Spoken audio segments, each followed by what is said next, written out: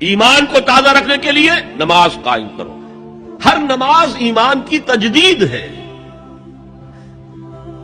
اقیم الصلاۃ لذکری، نماز قائم کرو میری یاد کے لیے.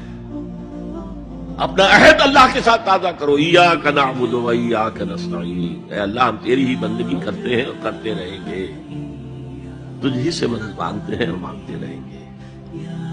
اپنے اس عہد بندگی کو تازہ کرو، ایمان کو تازہ کرو. الحمدللہ رب العالمین الرحمن الرحیم، ایمان باللہ تازہ ہوا. مالک یوم الدین، ایمان بالآخرہ تازہ ہو گیا.